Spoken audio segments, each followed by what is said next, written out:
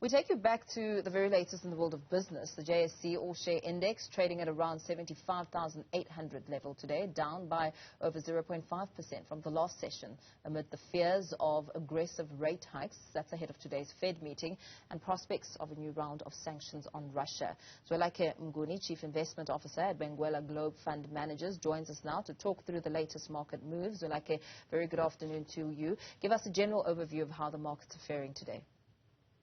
Yeah, thank you. The market's a little weak today. I think it took its cue from global markets. I think global markets were quite weak. Some of them 2% down. For example, the Nasdaq was down 2%, and most of the markets in Europe were down over 1%.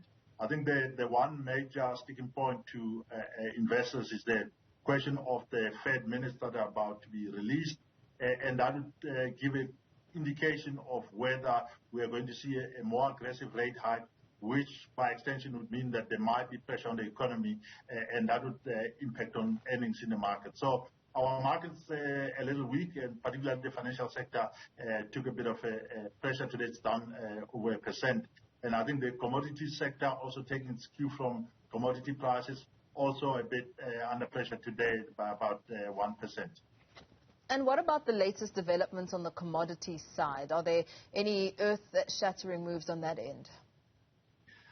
Not really. I think we are seeing, for example, the platinum palladium market, the PGMs market, the price have been on a downward trend for quite some time. I think what happened a few weeks, or at least 2 weeks ago, it became clear that the war was not getting worse in Russia, and I think the market started basically discounting that it could end at some point. And the commodities that were major beneficiaries on the war were actually platinum and gold. So we are seeing those continue to take a bit of a glide down.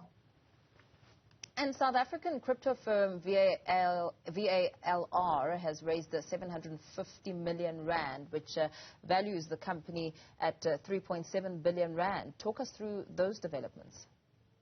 Yeah, I mean, it's one of the big exchanges on cryptocurrency and here in South Africa.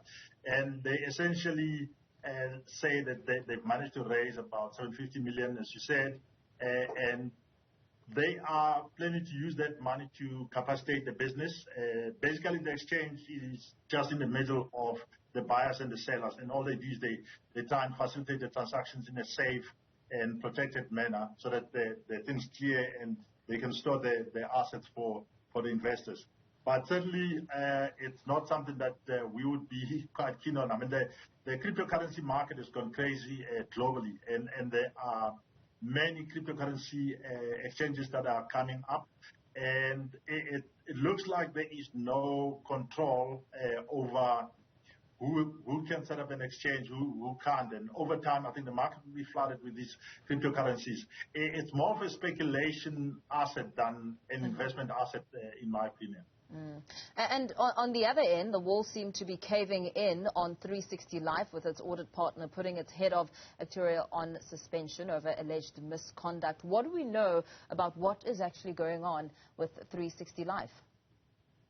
I think we have to take a step back. I mean, what it looks like, based on the reports and the publications by the Reserve Bank, it looks like there was a concern around the ability of 360 to have adequate capital. So all financial services businesses are actually regulated, and you need to have a certain amount of capital. And in the case of non-life insurance, it's about 25% of your annual premiums that you have to keep in reserves in case there are claims that exceed your actual premium income. And it looks like they were not in that position. And then further analysis suggested that there were loans between Doves, which is a shareholder in 360. So NUMSA is also a shareholder, and the two parties, between the two parties, somehow there was money that was given to Doves, which is a very popular funeral service provider. And essentially, that money was not properly accounted for by the look of things, and the Reserve Bank appointed a curator by the name of Yashora Ram, and it has since turned out that she disagreed with the Reserve Bank, firstly, that the company should be placed under curatorship. But it looks the Dows was suggesting that they could sell their properties to repay the loans. The loans that basically weakened 360's balance sheet and their ability to meet the capital reserves. So it looks like they were saying they will sell, Dows will sell some properties, and the Reserve Bank said, no, if you don't, we will actually stop you from running a business from 1 December.